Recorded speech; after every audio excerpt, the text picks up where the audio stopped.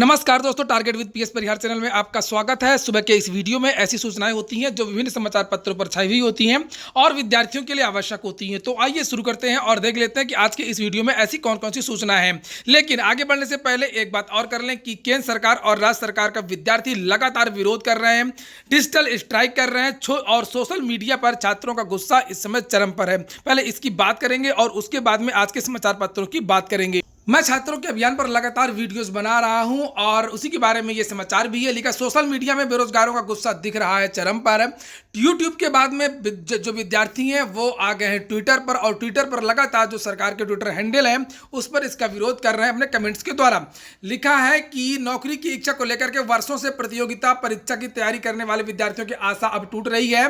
केंद्रीय और राज्य स्तर के प्रतियोगिता परीक्षाओं के लंबित होने के बाद में बेरोजगार युवकों का गुस्सा सोशल मीडिया के विभिन्न प्लेटफॉर्म पर दिख रहा है। रविवार को प्रधानमंत्री मन की बात के बाद सोशल मीडिया का पर ही विरोध का सिलसिला शुरू हो गया है और जिले के तो बहुत सारे ऐसे जिले हैं, चाहे वो बिहार हो, चाहे वो उत्तर प्रदेश हो, चाहे वो उत्तराखंड, कोई भी प्रदेश ऐसा नहीं है जो संतुष्ट हो अपनी अपनी सरकारों के खिलाफ उनकी रोजगार नीति के लिए। यहाँ पर देखिए लिखा हुआ है कि पिछले कुछ दिनों से लगभग 6-7 साल से जब से केंद्र में भारतीय जनता पार्टी की सरकार आई है तब से किस तरीके से बैंक पीओ के जो पद हैं वो कम हुए। 2013 में 39,000 से लेकर के 21,000 पदों के बीच में भर्ती हुई थी, 17,000 से 16,000 के बीच में 14 में हुई थी और लास्ट में 2020 में केवल 1167 पदों पर भर्ती होने जा रही है।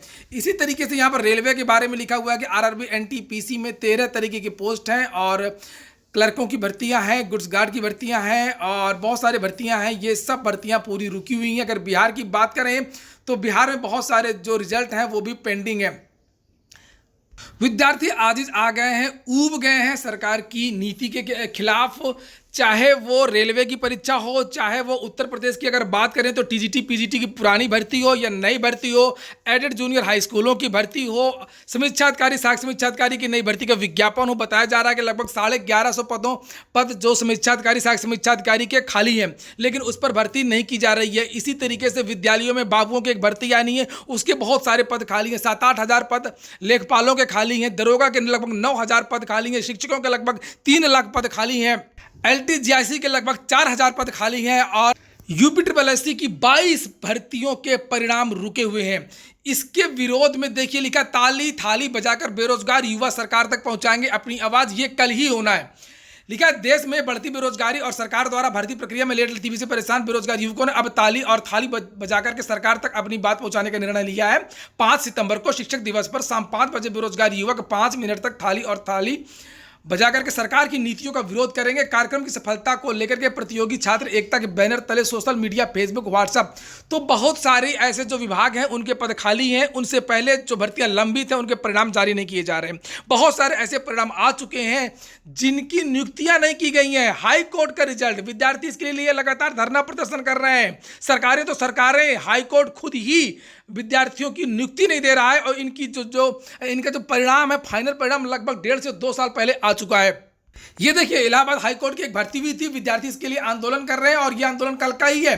नियुक्ति पत्र के लिए ग्रुप सी और डी के चयनित अभ्यर्थियों ने किया प्रदर्शन। अधीनस्थ न्यायालयों में ग्रुप सी और ग्रुप डी के पद पर चयनित अभ्यर्थियों ने नियुक्ति पत्र दिए जाने की मांग को लेकर के बृहस्पतिवार को इलाहाबाद हाईकोर्ट के समक्ष प्रदर्शन किया। उन्होंने महानिबंधक को एक ज्ञापन सौंप करके नियुक्ति पत्र जारी करने की मांग की है। ये अभ्यर्थी 2018-19 ग्रुप सी व डी के लिए चयनित हुए थे और इनका कहना है कि उनको नियुक्ति पत्र जारी नहीं किया जा रहा है। बताया जा रहा है कि जितने पद खाली थे उससे ज़्यादा की भर्ती कर ली गई थी। अब विद्यार्थियों के इसमें क्या दोष है?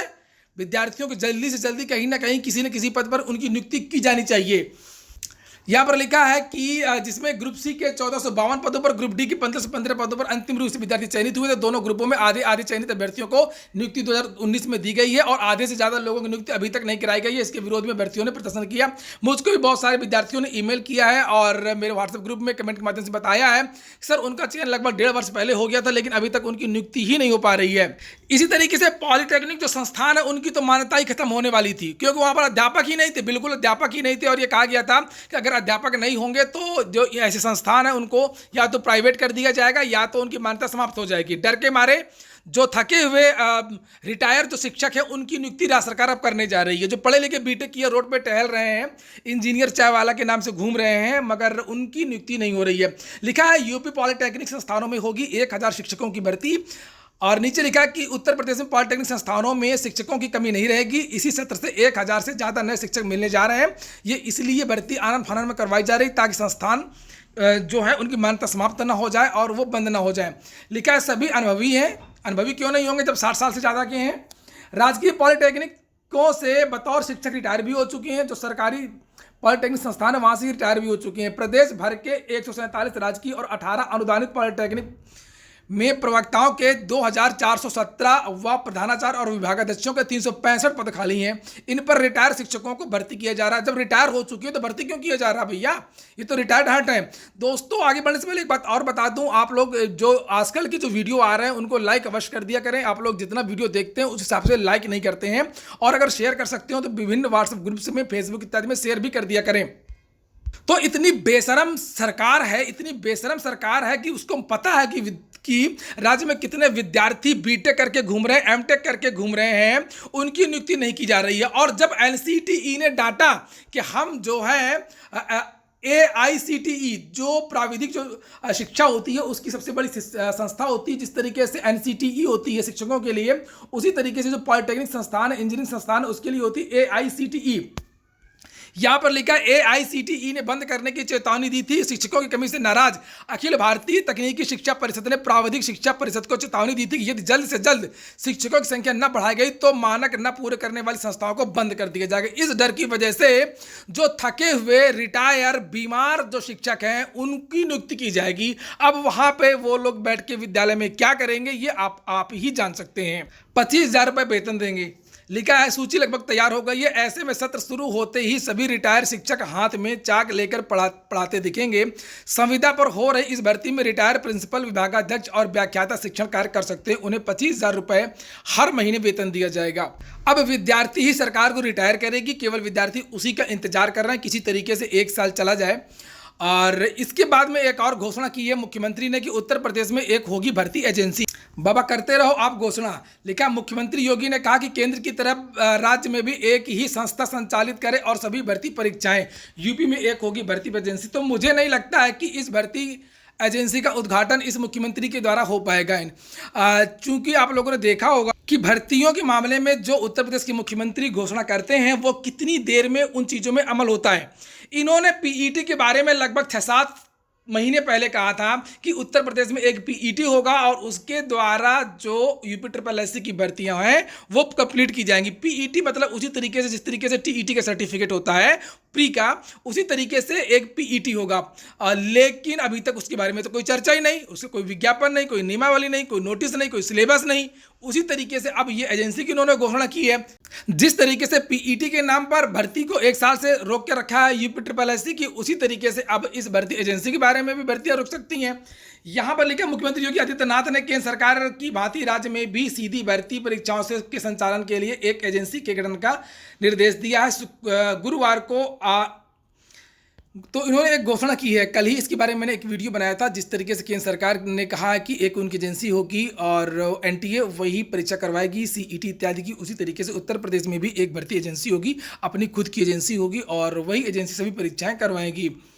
और उत्तर प्रदेश की जो भी भर्तियां होती हैं वो अब इसी एजेंसी के द्वारा होगी, चाहे वो लोक सेवा आयोग की परीक्षाएं हों, चाहे वो अधीनस्थ सेवा चयन आयोग की परीक्षाएं, चाहे वो माध्यमिक शिक्षा सेवा चयन बोर्ड की परीक्षाएं हों, चाहे वो उच्चतर शिक्षा सेवा चयन बोर्ड की परीक्षाएं हों, चाहे वो उत्तर प्रदेश पुलिस भर्ती बोर्ड की परीक्षाएं हों, चाहे पुलिस की हों, चाहे वो दरोगा की हों, और चाहे वो इंजीनियरिंग संस्थानों की परीक्षाएं हों। तो अब देखते हैं कि आखिरकार कब तक ये जो भर्तियां हैं वो ये एजेंसी है वो बन करके तैयार होगी।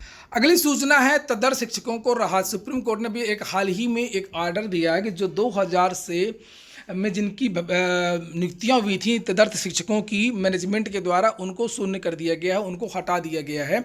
और अब ये जो पद हैं जो खाली होंगे पद, शिक्षा मित्रों की तरह ही इन अध्यापकों को उम्र में छूट दी जाएगी, कुछ भारांक इत्यादि भी दिया जा सकता है और इनके लिए फिर से एक खुली भर्ती होगी और उस भर्ती में इनको भाग लेना होगा। अब ये अध्यापक नहीं रहेंगे, लेकिन एक राहत ये दे दी है कि जब तक नई भर्ती नहीं आती है तब तक इनको वेतन मिलेगा।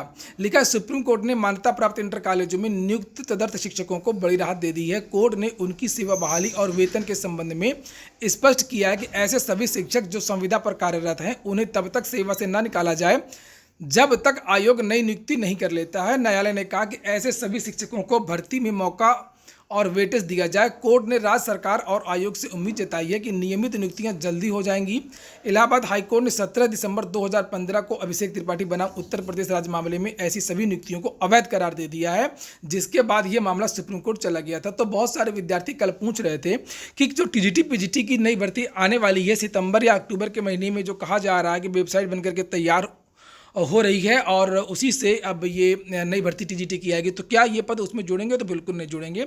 सुप्रीम कोर्ट ने तो बहुत पहले ही कहा था कि शिक्षा मित्रों की जो भर्ती वो 2 साल के अंदर पूरा किया जाए, तो हुई क्या?